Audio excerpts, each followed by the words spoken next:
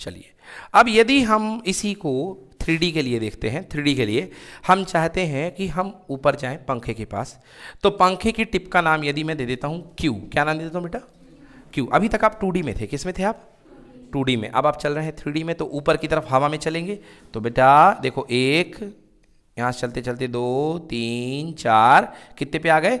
5 पे। अब जोड़िए यहाँ से, देखिए इसको, तो ये पंखे की इस टिप का पंखे के उस बिल्कुल टॉप पॉइंट का स्थिति सदिश बन रहा है, जिसका नाम है OQ। और इसे सदिश लगाना मत भूलिएगा, क्योंकि ये भी एक स्थिति है और स्थिति सदिश होता है। ओके, OQ बराबर हो गया कितना?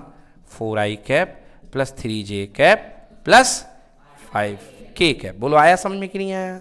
कोई दिक्कत है क्या?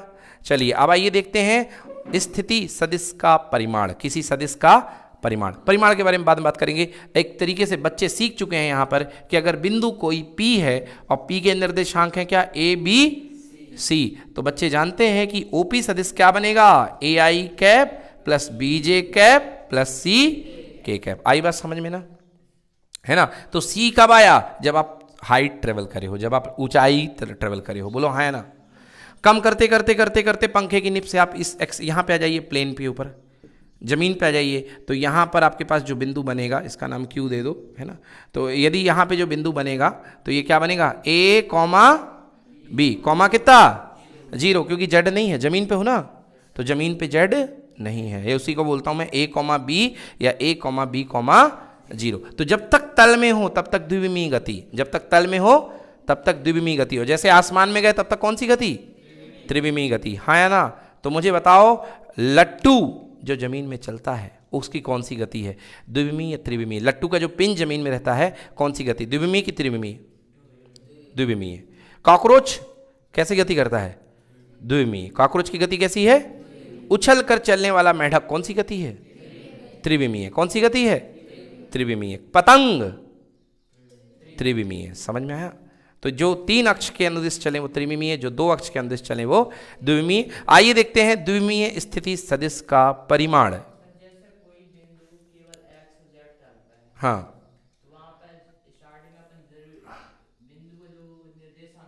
हाँ हाँ, देखिए अगर आपके पास 2 अक्ष हैं x और y, तब आप 0 मत लगाइए, मगर आपके पास 3 अक्ष हैं तो आपको 0 लगाना पड़ेगा। हाँ बिल्कुल लगाना पड़ेगा। आप जैसे कह रहे हैं कि यहाँ पर है, इस पे है, इस तल पे है, इस तल पे है, इनका कहना है भाई इस तल पे है, ये वाला तल देखिए, आपको दीवार से समझ में आएगा, ये तल है। तो इस तल पे केवल क्या है? इस तल पे केवल 2 चीजें हैं, इस तल पे केवल 2 चीजें हैं, एक x है और एक z है। बोलो हाँ या ना? दिखा कि नहीं दिखा? मैं इस तल की बात कर रहा हूं, ये दीवार वाले तल की, ये दीवार, ये वाला तल। इस तल पे x नहीं है, y है और क्या है? z। देख लो भाई, क्यों? ये y है, ये क्या है? y, और ये क्या है? z। एक तो चौड़ाई है और एक ऊंचाई है। अब इसके ऊपर कोई छिपकली चल रही है, दीवार को चपक करके छिपकली चल रही है, तो छिपकली ऐसे ऐसे थोड़ा ना चलेगी, वो तो सीधे चलेगी दीवार में चपक करके। बोलो हाँ। तो 2 ही चीज ट्रेवल करेगी, एक तो y और एक तो z। तो इस पर बैठा हुआ कोई भी बिंदु का x निर्देशांक कितना? 0, और y जिंदाबाद होगा और z जिंदाबाद होगा। बोलो हाँ या ना? मेरी पेन चल रही है, मेरी पेन में केवल 2 ही निर्देशांक ट्रेवल होंगे, एक x और एक क्या? z। बाहर नहीं आएगी। हाँ या ना? बाहर चलेगी नहीं पेन, हवा में, है ना? तो भैया यहाँ पे यदि मैं इसकी बात करूं तो ये x है, ये z है, तो यहाँ पे x जिंदा होगा, y मर गया होगा और z भी जिंदा होगा। इसलिए निर्देशांक यहाँ के होंगे x, 0, z। आई बात समझ में ना? तो मैं बात कर रहा था स्थिति सदिश के परिमाण की। ये OP सदिश है, इसका परिमाण कैसे दिखाएंगे बच्चों? OP सदिश का परिमाण सीधे OP दिखा दो। क्या दिखा दो? सदिश नहीं लगाया मतलब हम बात नहीं कर रहे हैं दिशा की, सदिश नहीं लगाया मतलब हम दिशा की बात नहीं कर रहे हैं, हम केवल दूरी की बात कर रहे हैं, हम परिमाण की बात कर रहे हैं, कितना चलना पड़ेगा। बराबर बेटा इसका एक दूसरा सिंबल है OP का मॉड। OP का सदिश लगाओ तो ये 2 डंडे भी लगाओ। मॉड यानी मापांक, परिमाण। कैसे होगा बेटा? Under root. देखो बेटा बहुत ही सिंपल है, बहुत ही सिंपल है, समझ गए? बोलो ये लंबाई कितने कदम है? 4। ये कितने कदम है? हाँ या ना? डायग्राम में देखोगे तो आपको 90 नहीं दिखेगा, मगर आंख बंद करके देखो, ये 4 कदम ये 3 कदम, तो ये आपको कितने डिग्री दिख गया? दिखा हाँ या ना? है ना भाई? ऐसे आगे 4 आया, फिर मैं इधर 3 आया, तो देखो 4 और 3 के बीच में 90 डिग्री का कोण बन रहा है कि नहीं बन रहा? और 4 और 3 90 है, तो पाइथागोरस थ्योरम तो लगेगी कि नहीं लगेगी? और ये बनेगा √4 का स्क्वायर प्लस √3 का स्क्वायर, मतलब कितना? 5। 16 और 9 25, 25 का रूट कितना हो गया? आ गया समझ में? तो भैया OP का मॉड बराबर √4 का स्क्वायर प्लस √ कितने का स्क्वायर? 3 का, √4 का स्क्वायर प्लस 3 का स्क्वायर। क्लियर हो गया? क्लियर हो गया? तो आंसर कितना हुआ? 5। अब आगे क्या लगाओगे? इकाई। क्या लगाओगे? अगर प्रश्न ने कहा था किलोमीटर तो आंसर आएगा किलोमीटर, प्रश्न ने कहा था सेंटीमीटर तो आंसर आएगा सेंटीमीटर, प्रश्न ने कहा था मीटर इसलिए आंसर आएगा मीटर। इसलिए मैंने इकाई छोड़ दी है, प्रश्नानुसार स्वादानुसार जो इकाई हो यूज कर लीजिएगा। ठीक है भैया? तो 4,3 ये हो गया। अब बच्चे बड़े हो गए, बच्चों ने कहा सर 3D में चलिए, और 3D में परिमाण क्या होगा? 3D में बिंदु 4, 3, 5 है, मतलब √4 का स्क्वायर प्लस 3 का स्क्वायर प्लस 5 का स्क्वायर। और जनरली यदि बात की जाए तो OP सदिश का परिमाण बराबर √A² प्लस B² प्लस, बोलो क्लियर हो गया? बन जाएगा ना? तो ये है भैया स्थिति सदिश। क्या है? स्थिति सदिश। क्यों जरूरी है? परिमाण मैंने कह दिया भैया 5 इकाई आ जाओ, मैंने कहा 5 किलोमीटर आ जाओ, अरे कहाँ आ जाऊँ 5 किलोमीटर? ये तो बताओ, इधर उधर हर जगह 5 किलोमीटर है कि नहीं है? तो बताना पड़ेगा भैया। आपका सदिश मैं आपको दे रहा हूँ 4i plus 3j, 4i plus 3j। अब इसमें सदिश भी पता चल रहा है कि 4 कदम x अक्ष में और 3 कदम, मगर इसमें सदिश का पता चल रहा क्या? इसलिए ये है परिमाण और ये है सदिश। सदिश में परिमाण के साथ साथ दिशा का भी बोध होता है। आया समझ में? जल्दी से छापो, छापो भाई फटाफट।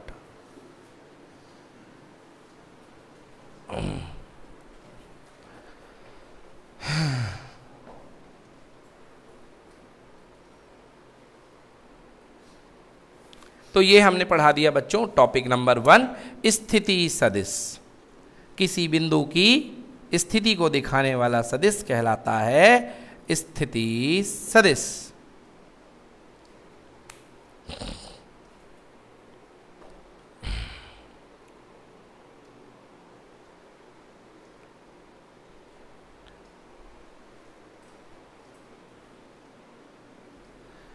तो ये हो गई बच्चों स्थिति सदिश। अब लिखिए बच्चों अगली लाइन, इकाई सदिश।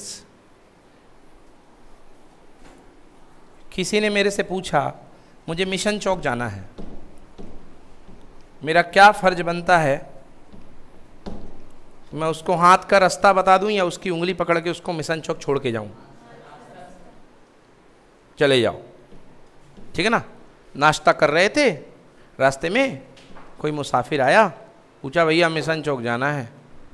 हमने कहा खाते हुए बढ़ लो आगे, ठीक है ना? बढ़ लो आगे इधर, यही ना क्या?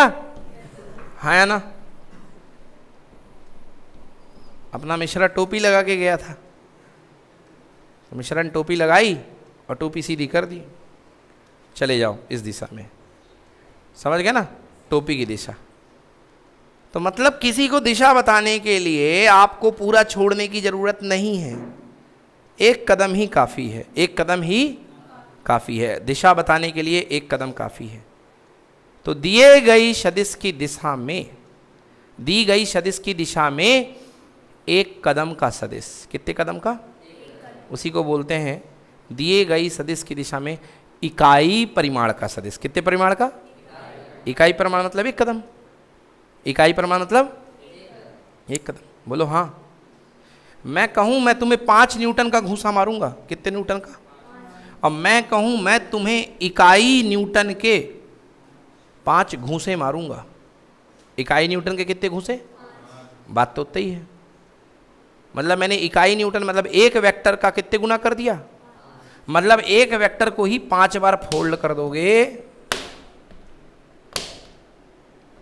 ये देखो, तो 5वीं बार फोल्ड करोगे तो आपका 5 परिमाण का बन जाएगा। बनेगा कि नहीं बनेगा?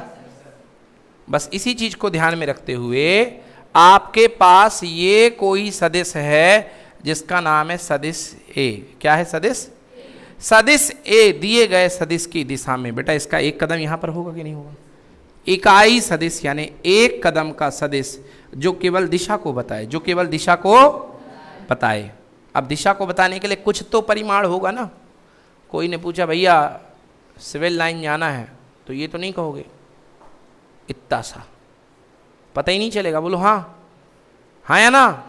उसको सुई तो दिखाओगे नहीं यार, उसको कुछ तो लंबाई दिखाओ, हाँ या ना? कुछ तो लंबाई दिखाओ, इतनी नहीं तो आधी दिखा लो। बोलो हाँ, कुछ तो लंबाई होनी चाहिए, क्योंकि अगर तुमने परिमाण 0 कर दिया तो परिमाण 0 का मतलब कोई दिशा होने का भी कोई मतलब नहीं है, दिशा होने का मतलब नहीं है। समझ गए ना?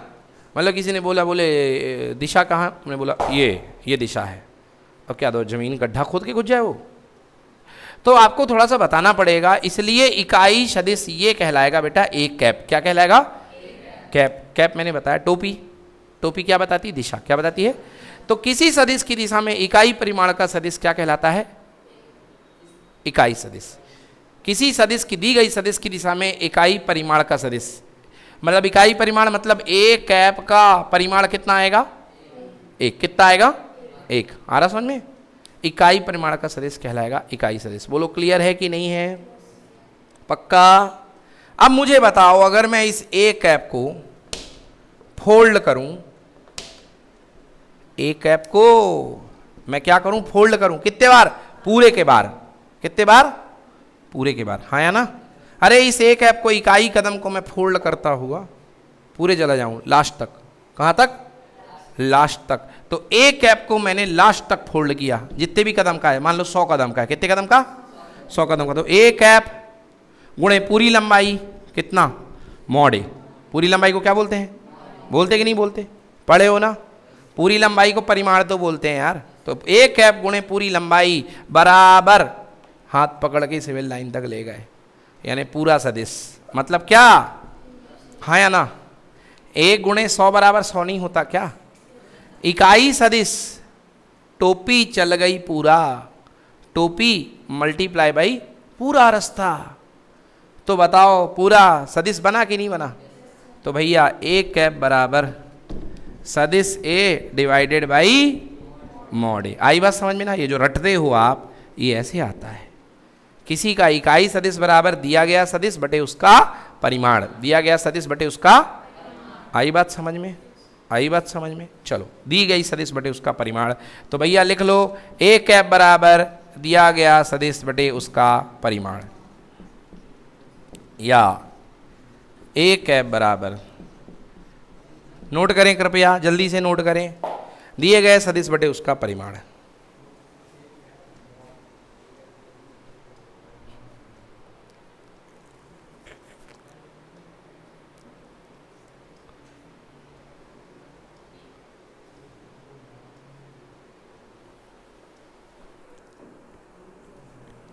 ठीक है?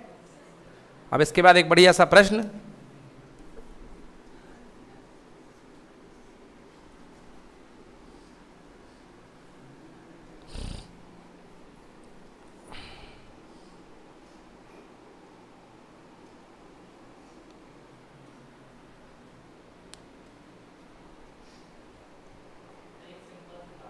हाँ, एक कैप के मॉड की वैल्यू 1 होती, 1 नहीं होती है। एक कैप दिशा है, एक कैप अक्ष, जैसे एक्स अक्ष की दिशा में होता है आई कैप, तो आई कैप का परिमाण भी कितना? जे कैप का परिमाण भी कितना? के कैप का परिमाण भी कितना? तो परिमाण में दोनों सब बराबर हैं, एक कदम एक कदम एक कदम। मगर तुम कहो आई कैप बराबर जे कैप बराबर के कैप, क्या ये सत्य है कि असत्य है? क्योंकि इसकी टोपी सामने है, इसकी टोपी इधर है और इसकी टोपी ऊपर है। हाँ या ना? तीनों की टोपियां अलग अलग हैं। बोलो क्या डाउट है? हाँ, यहां पर क्या, कौन सा वाला होगा? इधर पे। अच्छा बताओ, ये सदिश है, एक कैप सदिश है कि अदिश है? फिर कौन सा होना चाहिए? मॉड वाला कि बगैर मॉड वाला? नहीं लगेगा बेटा, एक कैप इकाई सदिश है। हाँ या ना? उधर से मत पकड़ो, इधर से देखो।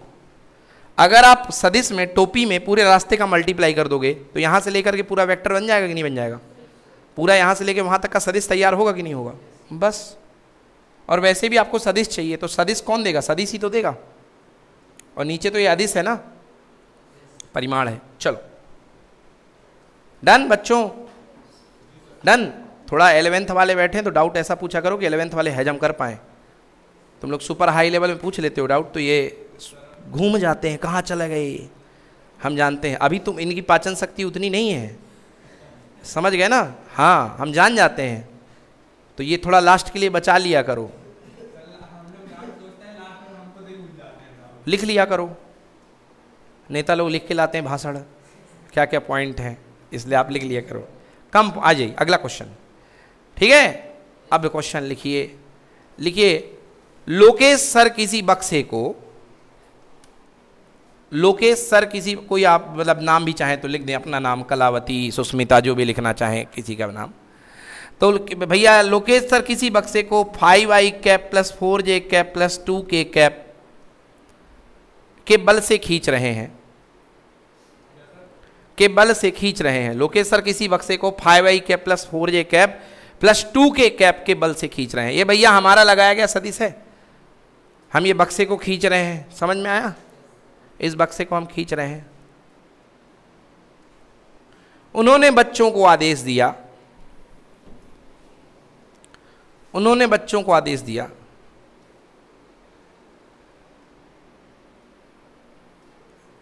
कि उसी दिशा में 7 इकाई बल के परिमाण से, उन्होंने आदेश दिया उसी दिशा में 7 इकाई बल के परिमाण से बक्से को खींचना है, बक्से को खींचना है। किसको, बच्चों को, बच्चों को उसी दिशा में 7 इकाई बल के परिमाण से बक्से को खींचना है। बच्चों द्वारा लगाया गया बल बताइए, बच्चों द्वारा लगाया गया बल बताइए। अब आइए देखते हैं, यह है अनुप्रयोग, यह है इकाई सदिश का उपयोग। लोकेश सर इस बक्से को खींच रहे हैं, बोलो हाँ। बच्चों को बोला गया है कि भैया आपको इसी दिशा में 7 इकाई, कितने इकाई, तो पहले तो पता करिए कि भैया इस बल का एक कदम कितना है, यानी 1 इकाई। ये है भैया एफ सदिश, क्या है ये, तो पहले करो पता करो एफ कैप क्या है, पहले क्या पता करो, फिर उसका 7 गुना कर देना। भैया एफ का 1 इकाई पता कर लो, हाँ या ना, कि 1 न्यूटन कहाँ है, फिर उसका कितने गुना कर दोगे, 7 न्यूटन। तो इतने बल का 1 इकाई पता करो कि इकाई सदिश का है। चलिए तो आप जानते हैं एफ कैप इकाई सदिश 1 कदम बराबर एफ वेक्टर अपॉन कितना, मॉड एफ। बेटा एफ वेक्टर जेई 5i cap plus 4j cap plus 2k cap, बोलो हाँ, बटे अंडर रूट 5 का स्क्वायर कितना, 25, 4 का स्क्वायर 16, और भैया कितना हो गया, 16 25 41, हाँ या ना, 41 होता है ना, क्लियर हुआ, 41 और 41 और 4 कितना हो गया, 45। ठीक है, बस रहने दो, ये आ गया अपने पास में एफ कैप इक्वल टू बेटा 25 41 5i cap plus 4j cap plus 2k cap बटे रूट का कितना 41 44 5 45, बोलो ठीक है, आ गया समझ में। अब इसको बांट दो, इसको क्या कर दो, बांट दो, मतलब एफ कैप बराबर 5 बटे रूट 45 आई कैप, बोलो हाँ, 4 बटे रूट 45 जे कैप, बोलो हाँ, 2 बटे रूट 45 के कैप। ये आ गया नन्हा वेक्टर 1 कदम का इकाई परिमाण का, कितने परिमाण का, इकाई परिमाण का। हमारे द्वारा लगाए गए बल की दिशा में इकाई न्यूटन का सदिश, कितने न्यूटन का, मतलब इसका परिमाण निकाल करके देख लो, निकालना हो तो कितना मिलेगा 1, कितना मिलेगा 1, निकालना चाहते हो, आओ निकाल देते हैं परिमाण। इसका परिमाण, तो परिमाण निकालने का फॉर्मूला क्या होता है, ये होता है under root a² plus b² plus अब पूरे का परिमाण नहीं निकाल रहा हूं, पूरे का परिमाण तो ये निकाल दिया √45। अब मैं निकाल रहा हूं इत्ते का, कितने का, इत्ते का, इकाई सदिश का। और पहले ही बोल चुका हूं कि इकाई सदिश का परिमाण कितना होता है। आओ देख लेते हैं, वेरीफाई कर लो। तो भैया एफ कैप का परिमाण, पहले एफ का परिमाण निकाला था नीचे, अब किसका निकाल रहा हूं, ये नन्हे कदम का। कितने न्यूटन देख लो भाई साहब, √a² + b² + c²। ये देखो भैया a², हाँ 5 का स्क्वायर बोलो कितना, 25 बटे कितना, रूट हट गया स्क्वायर से। बोलो अगला कितना, 16 बटे 45। अगला कितना, ऊपर कितना आया और नीचे भी कितना, बोलो आंसर कितना। मतलब इसका परिमाण कितना है, 1 न्यूटन। कितना न्यूटन। अब आपको लगाना है बल, अब आपको कितना लगाना है, मेरे बल का 7 गुना, मेरे बल का, मेरे एकांक बल का 7 गुना। तो आप कितना लगाएंगे, 7। कितना लगाएंगे, तो लिखेंगे बच्चों द्वारा लगाया गया बल, लगाया गया बल एफ सदिश बराबर 7 गुणे क्या, एफ कैप। क्योंकि मैंने आपसे मेरे बल की दिशा में 7 गुने बल को बोला है, 7 एफ कैप। लो भैया आंसर 7 × एफ कैप की वैल्यू रख दो, 5 बटे √45 आई कैप प्लस 4 बटे √45 जे कैप प्लस 2 बटे √45 के कैप। बोलो आया समझ में। 35 बटे √45 आई कैप प्लस 28 बटे √45 जे कैप प्लस 7 दूनी 14 बटे √45। चलो नोट करो, आ गया इकाई सदिश का महत्व समझ में। यही महत्व है इकाई सदिश का। क्लियर है बेटा। अब हेडिंग डालिए सदिशों का योग। सदिश का योग करना भैया, तो सदिश के योग का है त्रिभुज नियम। पहला है सदिश योग का त्रिभुज नियम, योग का त्रिभुज नियम।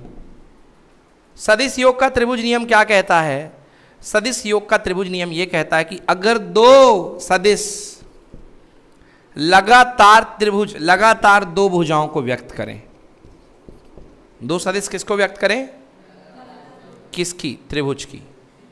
अगर 2 सदिश त्रिभुज की लगातार 2 भुजाओं को व्यक्त करें तो उनको पहले त्रिभुज की 2 भुजाओं में एडजस्ट करो। बोलो एडजस्ट हुई कि नहीं हुई, ये ऐसी थी, हो गई एडजस्ट। अब जो तीसरी भुजा आएगी वो इन दोनों का क्या है, योग। इन दोनों का क्या है, योग। तो भैया ये तीसरी भुजा इन दोनों का योग है। समझ गए ना, हाँ बिल्कुल सही, इन दोनों का तीसरी भुजाओं का योग। इन्होंने कहा दिशा विपरीत, दिशा विपरीत मतलब यही, क्यों, क्रम उल्टा रहेगा। देखो अगर ये चलता ये चलता ये, तो ऐसा आने का मन कर रहा था ना, वो बंद हो जाता। क्या हो जाता, बंद हो जाता। नहीं, अपन का परिणामी सदिश जो रहेगा वो विपरीत क्रम में आएगा। किस क्रम में आएगा, बंद क्रम में नहीं आएगा, विपरीत क्रम में आएगा। तो त्रिभुज का नियम, सदिश योग का त्रिभुज नियम क्या बना, अगर 2 सदिश त्रिभुज की 2 लगातार भुजाओं को बोलते हैं संलग्न, क्या बोलते हैं, संलग्न भुजाओं को व्यक्त कर रहे हैं, है ना। तो 2 लगातार भुजाओं को व्यक्त कर रहे हैं तो त्रिभुज की तीसरी भुजा दिए गए दोनों सदिशों का योग होती है विपरीत क्रम में। समझ गए ना। तो विपरीत क्रम में ली गई तीसरी भुजा, तो विपरीत क्रम में ली गई, ये ऐसे तो बंद नहीं होगा इधर की तरफ।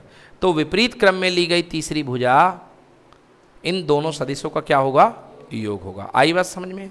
ये है त्रिभुज का नियम। क्या है ये, त्रिभुज का नियम। तो बच्चे ये ए है ये बी है, तो ये क्या होगा, a + b। क्या होगा ये, a + b। ये त्रिभुज का योग नियम है। दूसरा नियम है समांतर चतुर्भुज नियम। कौन सा नियम, आइए देखते हैं समांतर चतुर्भुज नियम। पहला है सदिश योग का त्रिभुज नियम, दूसरा है सदिश योग का समांतर चतुर्भुज। लिख लेना भाई, ये क्या बना हुआ है, समांतर चतुर्भुज नियम। अगर 2 सदिश किसी समांतर चतुर्भुज की 2 आसन्न भुजाओं, कौन सी भुजाएं, आजू बाजू, अगर कोई दो सदिश किसी समांतर चतुर्भुज की दो आसन्न भुजाओं को व्यक्त करें तो, आओ भैया देखते हैं आसन्न भुजा है कि नहीं है। एक भुजा तो ये है, बोलो हाँ, एक भुजा ये है और एक भुजा ये है, बोलिए हाँ या ना। तो सबसे पहले इस भुजा को पैरेलल शिफ्ट करो, क्योंकि अगर ये रोड भोपाल जाएगा तो ये रोड भी कहाँ जाएगा, पैरेलल रास्ते वहीं जाते हैं, हाँ या ना। मतलब आप सदिश को पैरेलल शिफ्ट कर सकते हो, कोई बुराई नहीं है। आई बात समझ में ना। तो ये सदिश है, इसको उठा करके बिल्कुल पैरेलल इस कोने पे ले आओ, या इसको उठा करके बिल्कुल पैरेलल इस कोने पे ले जाओ, तो ये ऐसा हुआ कि नहीं हुआ, बताओ भाई। इसको पैरेलल शिफ्ट करोगे तो ऐसा जाएगा और इसको पैरेलल शिफ्ट करोगे तो ये ऐसा आएगा, बोलो हाँ। तो दो आसन्न भुजाएं, तो बताओ बी को शिफ्ट करके इधर ले आए कि नहीं ले आए, बोलो। ये ए था, ये क्या आ गया, बी आ गया कि नहीं आया, हो गया। अगर दो सदिश किसी समांतर चतुर्भुज की दो आसन्न भुजाओं को व्यक्त करें तो उनसे बनने वाले समांतर चतुर्भुज में दोनों सदिशों के प्रतिच्छेदन से हो करके जाने वाला विकर्ण, क्या जाने वाला, लल्ला मैच करो, ये दोनों ये सेम दिख रहा कि नहीं दिख रहा है प्रोसेस कि नहीं है। क्योंकि पिछले बार यही तो था, इसका और इसकी लड़ाई हुई थी, हाँ या ना। और ये सदिश बी है तो ये भी क्या होगा, सदिश, और ये ए है तो ये भी क्या होगा, सदिश। समानांतर है ना, बराबर होंगे कि नहीं होंगे। तो ये बी है तो ये भी क्या है, और ये ए है तो ये भी क्या है, ए। तो पिछले बार यही था, क्या था, ए प्लस बी, समझ में आया। और ये बल यहाँ लग रहा है, ये बल यहाँ लग रहा है, तो इधर कहाँ लगेगा कि नहीं लगेगा, बोलो। परिणामी बल यहाँ लगेगा कि नहीं लगेगा, क्लियर हो गया। तो दो सदिश अगर समानांतर चतुर्भुज की दो आसन्न भुजाओं को व्यक्त कर रहे हैं तो उनके प्रतिच्छेदन से हो करके जाने वाले विकर्ण के अनुदिश क्या बनेगा, उनका परिणामी सदिश, समझ गए ना। तो परिणामी सदिश विकर्ण को व्यक्त करेगा, क्लियर हो गया। उनके प्रतिच्छेदन से जाने वाले विकर्ण को व्यक्त करेगा, बोलो क्लियर हुआ कि नहीं हुआ। चलो आगे आ जाओ, हाँ बोलो। कहाँ अलग अलग है, दोनों सेम है, इसमें भी सेम है, इसमें बिल्कुल नहीं है सेम। अच्छे से मैच करिए आप, बिल्कुल मैच कर लीजिए आप, बिल्कुल सेम है। ये बी है तो ये भी क्या है, बी। ना क्लॉकवाइज ना एंटी क्लॉकवाइज, ये कोई सर्कुलर वेक्टर नहीं है कि आप एंटी क्लॉकवाइज क्लॉकवाइज जोड़ें, भाई साहब कोई सर्कुलर वेक्टर नहीं है। ये ऐसा है, एक ब्लॉक है, एक घूंसा मैंने यूं मारा, बोलो हाँ, एक घूंसा मैंने यूं मारा सामने की तरफ से, ठीक है, और एक घूंसा मैंने नीचे से मारा, बोलो हाँ या ना, मारा। अब ये नीचे की तरफ से है, रूल क्या होता है, दोनों वेक्टर को इनिशियल हो, मतलब बिल्कुल एक जगह से स्टार्ट हो रहे हो, क्या हो रहे हो, स्टार्ट हो रहे हैं। तो बेटा इसकी लाइन ऑफ एक्शन बढ़ाओ, ये देखो, बोलो हाँ या ना, हाँ या ना। बात तो यही हुई ना, बात तो यही हुई। ये कहाँ में, आप त्रिभुज नियम को इससे मिला क्यों रहे हो, आप उसको अलग पढ़ो, इसको अलग पढ़ो ना, समझ रहे हो जो मैंने पढ़ाया। फटाक से देखिए, अगला है क्या, कौन सा वेक्टर, विस्थापन सदिश। कौन सा सदिश, विस्थापन सदिश। फटाक से देखेंगे विस्थापन सदिश। ये देखिए, ये देखिए जी, ये पहला वेक्टर है जिसका नाम है पी। क्या नाम है, पी। ओ पी सदिश बराबर x1 y1 z1। त्रिविम में स्पेस में कोई सदिश दिया गया है OP, तो x1 i y1 z1। अब इतना तो जान चुके OP सदिश क्या होगा बेटा, x1 i cap y1 z1 cap cap. फिर यहाँ पे अपन चलेगा Q तक चलेगा, कहाँ चलेगा, Q की पोजीशन है x2 y2 z2, तो OQ बराबर x2 i cap plus y2 plus z2। चलो मिला दो इसको, ये Q का स्थिति सदिश हो गया कि नहीं हुआ।